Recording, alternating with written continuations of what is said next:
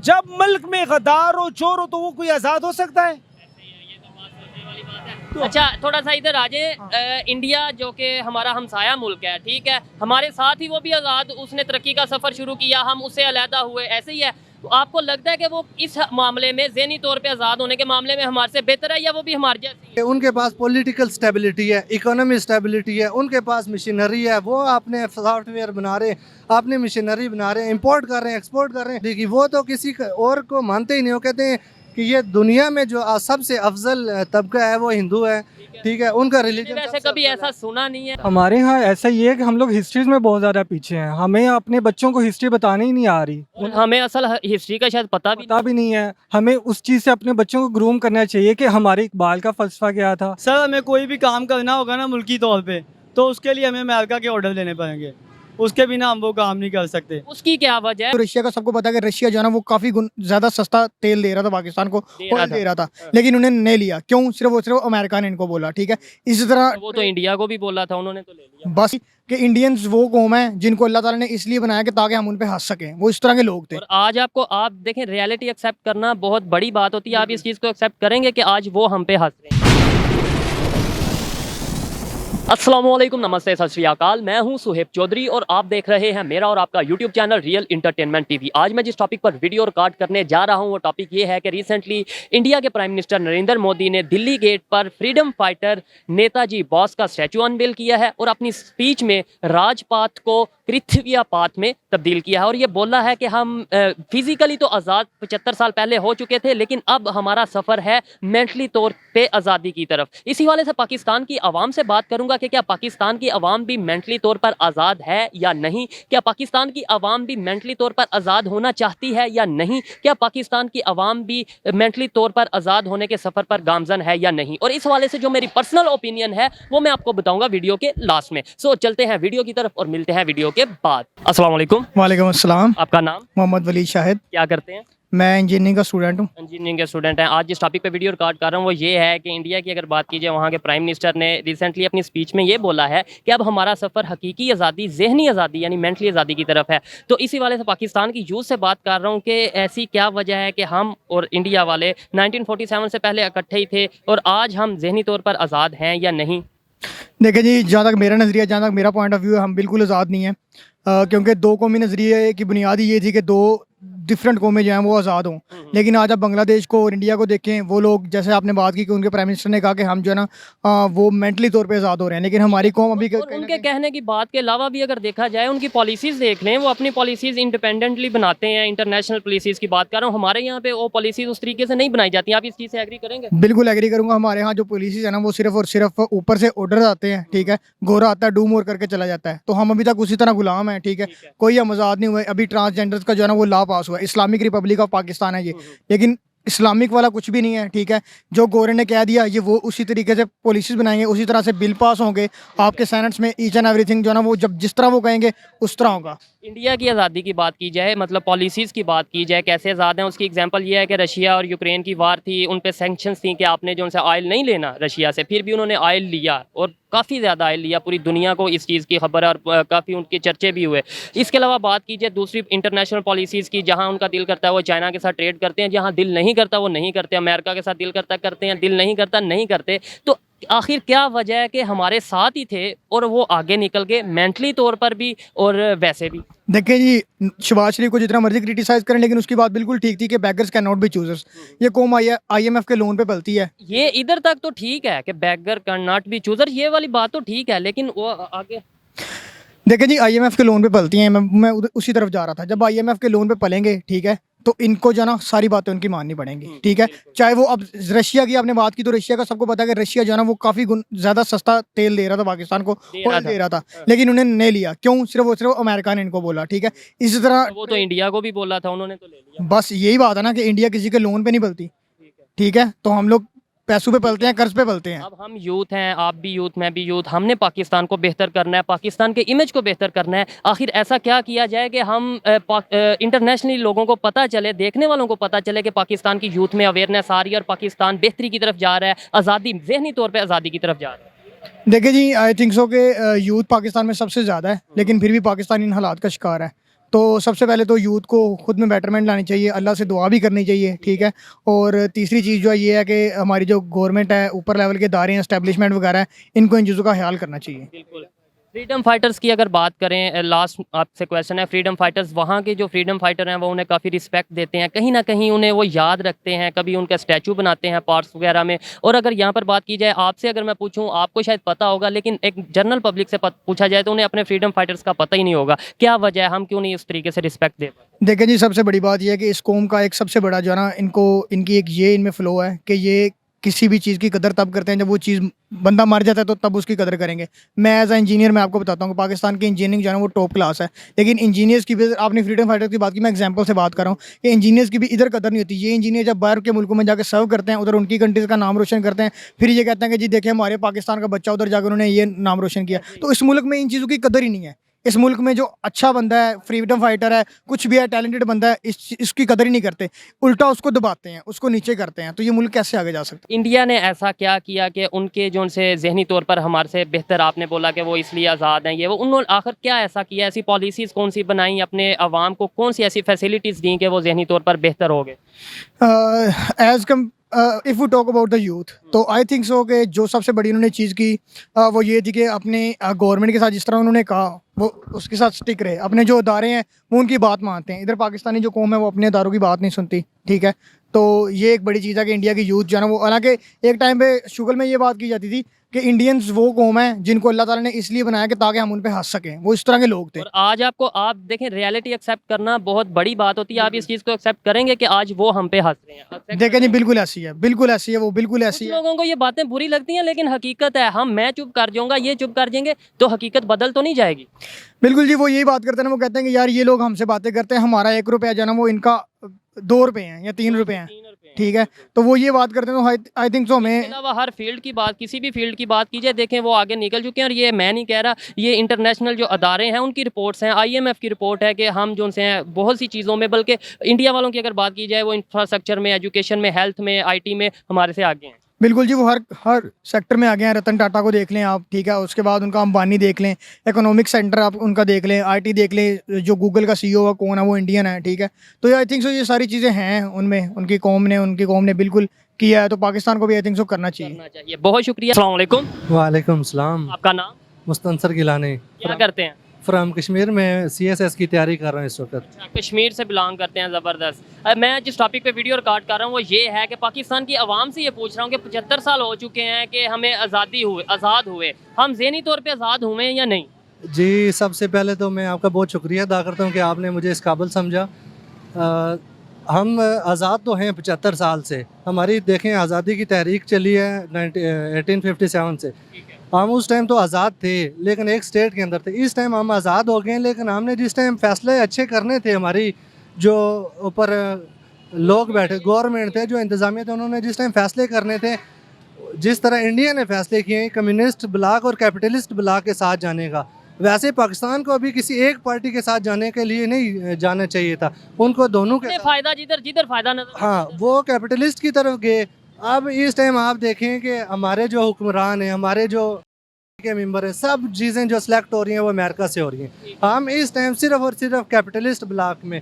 अभी आप आपने इंडिया की बात की, तो इंडिया के हवाले से आपसे पूछता हूँ कि क्या वो ज़हनी तौर पे आज़ाद हो चुके हैं, क्या वो बेहतर हैं, अपने फैसले खुद कर पा रहे हैं? वो उनकी फॉरेन पॉलिसी आप उठा के देखें, आपने उठा के देखें, आपके पास टोटल 4 पॉइंट है, उनके 16 पॉइंट हैं जिस पे वो इस वक्त काम कर रहे हैं। उनकी फॉरेन पॉलिसी स्टार्ट होती है 1947 से 10 साल पहले 1940 में, हमारी स्टार्ट होती है जाके 54 में, जब हमारा देखें आइन आपका देखें 9 साल बाद 62 में जाके आता है। क्या वजह है कि देखें हम दोनों इकट्ठे, इंडिया के लोग, पाकिस्तान के लोग इकट्ठे ही रहते थे 1947 से पहले, तो वो अपना आगे निकल के जहनी तौर पर भी जैसे आप कह रहे हैं और इसके अलावा अपने फैसले खुद कर रहे हैं, क्या वजह है, आखिर क्या वजह है? उसकी वजह सबसे पहली वजह ये है कि उनके पास पॉलिटिकल स्टेबिलिटी है, इकोनॉमी स्टेबिलिटी है, उनके पास मशीनरी है, वो अपने सॉफ्टवेयर बना रहे हैं, अपनी मशीनरी बना रहे हैं, इंपोर्ट कर रहे हैं, एक्सपोर्ट कर रहे हैं, हर फील्ड में आगे जा रहे हैं। हमारे पास देखें 3 साल आएगा एक वज़ीर-ए-आज़म, पीछे से दूसरा आएगा, जी हम नई चीज़ लेके आ रहे हैं, हम तब्दीली लेके आ रहे हैं। वो भी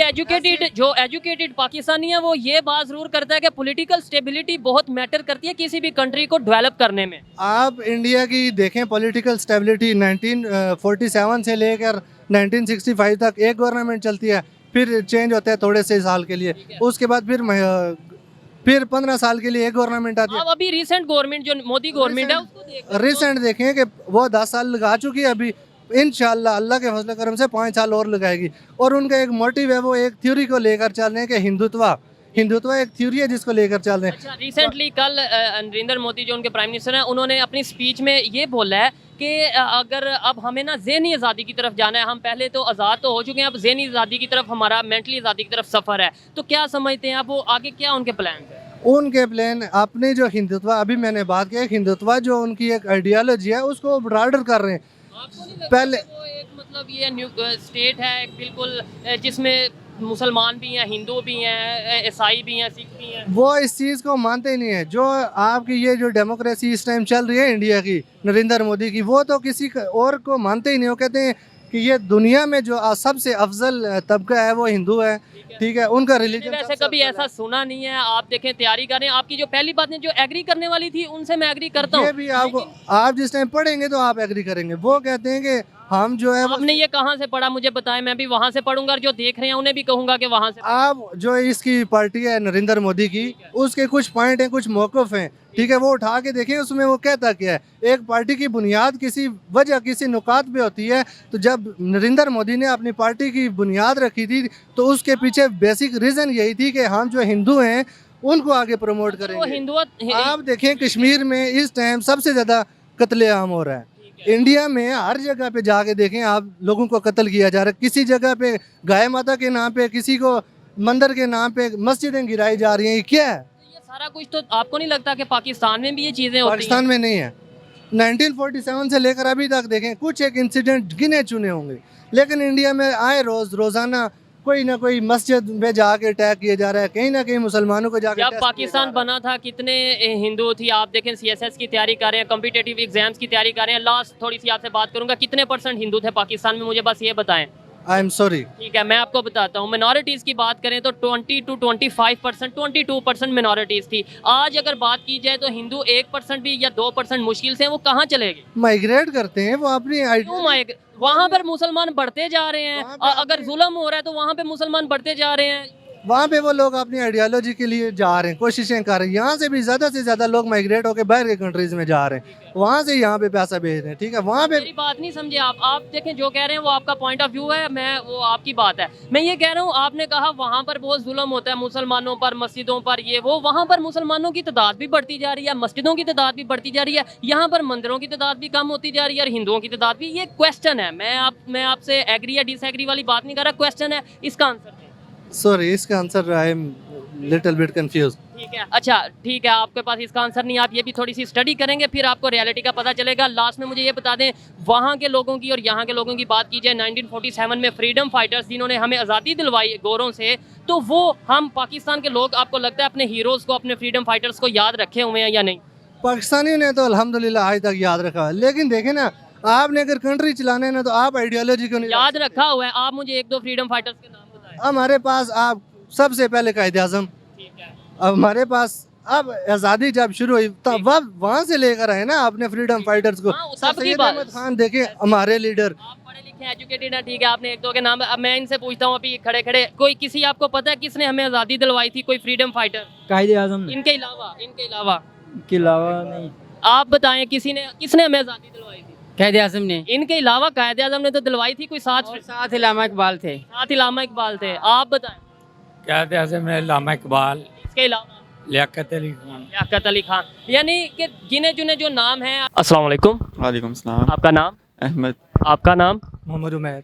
मोहम्मद उमैर। उमैर। आज इस टॉपिक पे मैं वीडियो रिकॉर्ड कर रहा हूँ, वो ये है कि रिसेंटली जो इंडिया के प्राइम मिनिस्टर हैं नरेंद्र मोदी, उन्होंने अपनी स्पीच में ये बोला है कि अब हमारा सफ़र हकीकी आज़ादी, मेंटली आज़ादी की तरफ है। इसी वाले से पाकिस्तान के जो यूथ है उनसे बात मैं कर रहा हूँ कि क्या पाकिस्तान की अवाम का सफ़र भी आज़ादी की तरफ, यानी हकीकी आज़ादी की तरफ है, या हम ऑलरेडी आज़ाद हैं? क्या कहना चाहिए? नहीं, मेरे ख्याल से हम लोग आज़ाद नहीं हैं। हम लोग अपने एक पैसे में और अपनी एक जॉब्स वगैरह में फंसे हुए हैं। मेरा नहीं ख्याल कि हम मेंटली तौर पर आज़ाद हैं। 75 साल से आज़ादी का दिन भी मनाते हैं, इसके अलावा हम मतलब ये इंडिपेंडेंस डे और सारा पता है कि सब कुछ हो रहा है, लेकिन क्या आपके ख्याल से ये इसे आज़ादी कह सकते हैं हम? बिल्कुल, इसे फिजिकली आज़ादी तो कह सकते हैं, मेंटली नहीं हम आप क्या कहना चाहेंगे इस हवाले से? क्वेश्चन जो मैंने उनसे किया है कि उन्होंने प्रॉपर तौर पे अनाउंस किया है कि अब हम मेंटली तौर पे आज़ाद होने मतलब आज़ाद हो रहे हैं और ये हमारा सफ़र है। पाकिस्तान में भी इस तरीके से शऊर आ रहा है या नहीं आ रहा, और अगर वहाँ पर आ रहा है तो उसकी क्या वजह, वहाँ के लोगों में क्या ऐसी चीज़ है कि उनमें शऊर आ रहा है? लोगों में कॉम्प्लेक्सेस आई थिंक जितने हमारे में कॉम्प्लेक्सेस हैं उस तरह वहाँ पे नहीं है। यहाँ पे लोग बहुत कॉम्प्लेक्स हैं। यहाँ पे लोग सोचते हैं कि वो बंदा ऊपर जा रहा है, वो तो क्यों जा रहा है ऊपर।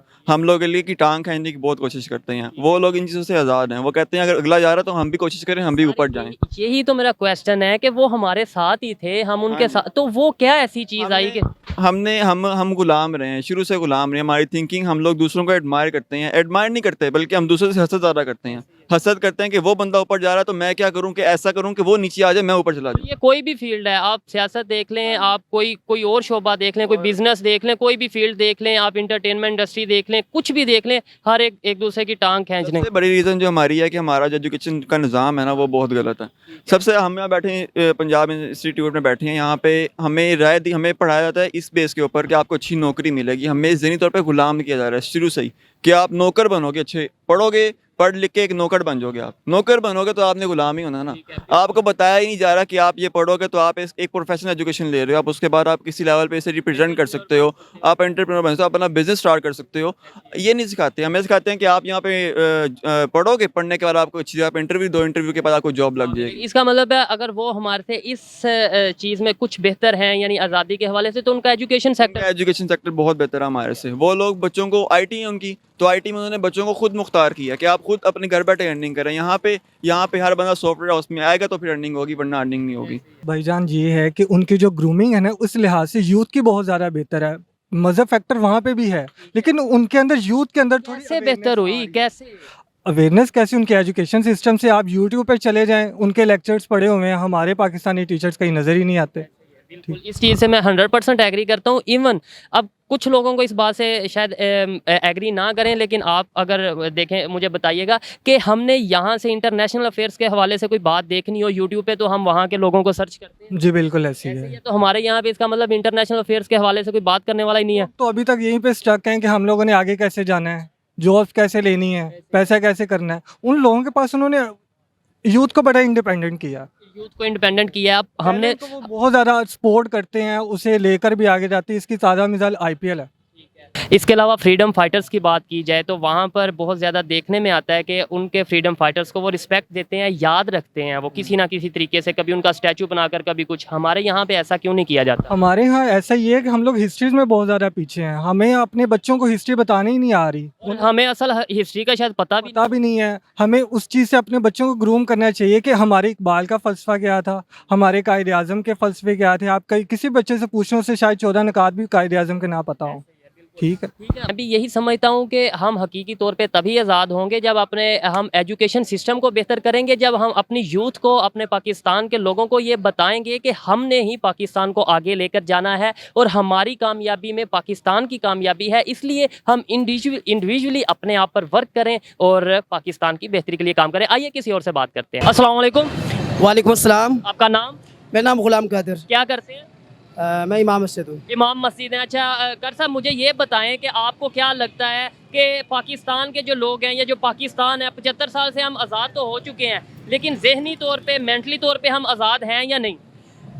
मेंटली तौर पे मेरे भाई हम आज़ाद अभी तक नहीं हुए। जब तक हमारा मुल्क पाकिस्तान मगरबी ममालिक का सहारा नहीं लेगा, उनका सहारा छोड़ देगा, कर्ज लेना छोड़ देगा, तब हम आज़ाद हो जाएंगे। और हम ज़हनी तौर पे तब आज़ाद होंगे जब हमारा मुल्क बिल्कुल खुद कफील हो जाएगा। ज़ाहिरी बात है, जब तक हम किसी के फैसलों, किसी के आर्डर पर नहीं चलते रहेंगे, तब तक हम आज़ाद तो नहीं होते। इंडिया की बात की जाए, इंडिया की बात इसलिए कर रहा हूँ कारी साहब कि वो हमारे साथ ही, मतलब उन्होंने भी तरक्की का सफ़र शुरू किया, हम उनसे ही लहदा हुए थे। ऐसा ही है, वो अब काफ़ी हद तक आपको लगता है बेहतर हो चुके हैं?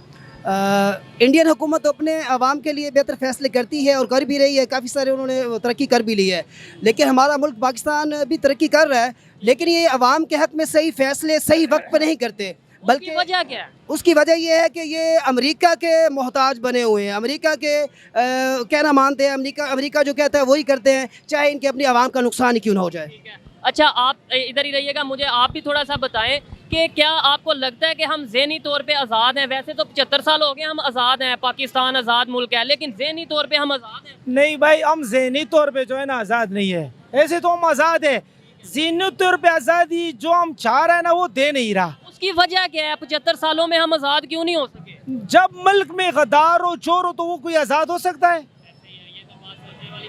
अच्छा, थोड़ा सा इधर आ जाए। इंडिया जो कि हमारा हमसाया मुल्क है, ठीक है, हमारे साथ ही वो भी आज़ाद, उसने तरक्की का सफ़र शुरू किया, हम उससे अलहदा हुए, ऐसे ही है। तो आपको लगता है कि वो इस मामले में ज़हनी तौर पे आज़ाद होने के मामले में हमारे से बेहतर है या वो भी हमारे जैसी है? नहीं, पाकिस्तान से बेहतर है। उसकी क्या वजह? पाकिस्तान से बेहतर है क्योंकि वो मोदी ने सही काम कर रहा है। अपने अवाम, हाँ, जो अवाम कहता है ना वही करता है मोदी, ठीक है। इधर पाकिस्तान में जो अवाम कहता है ना वो इधर नहीं हो रहा। इधर तुम देख लो ना, हर सूबे में जाओ, हर शहर में जाओ, सारी 22 करोड़ इमरान खान चाहता है। वो बोलता है वो क्या मैं इमरान खान दे दो, हम आज़ादी तब मिलेगा जब इमरान खान आएगा, क्योंकि सारी दुनिया लाखों लाखों इमरान खान साहब भी ये बात करते हैं कि हम हकीकी तौर पे आज़ाद नहीं है। वो पता है मार्च भी करते हैं, आज़ादी मार्च करते हैं। आएगा, अभी मार्च भी आएगा। अभी हालात श्रीलंका की तरफ जा रहा है और भी खराब हो सकता है, उसकी तरफ हम जा रहे हैं। इलेक्शन क्यों नहीं कर रहा?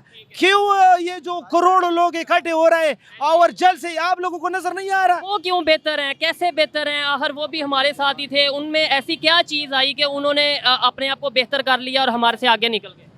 देखो उधर ना, उधर ये कि उधर चोरों को कोई सपोर्ट नहीं कर रहा, ठीक है, गद्दार उधर कम है।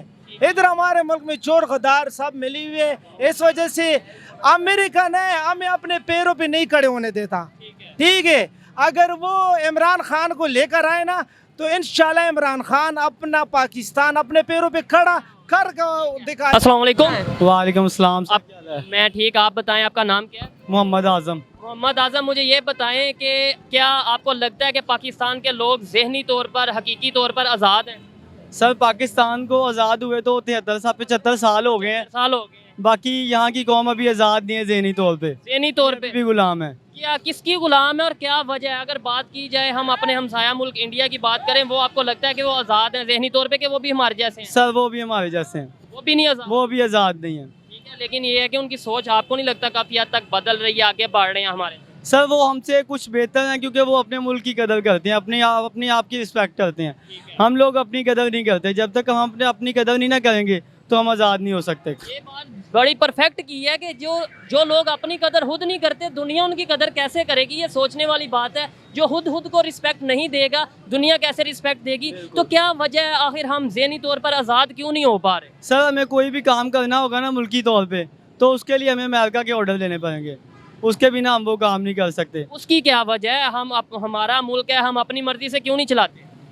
हम अपनी मर्जी से मुल्क नहीं चला सकते।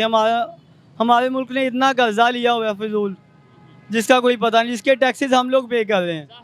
हमारा जो बच्चा पैदा भी होना है ना वो भी मकरूज है, वो भी गुलाम है।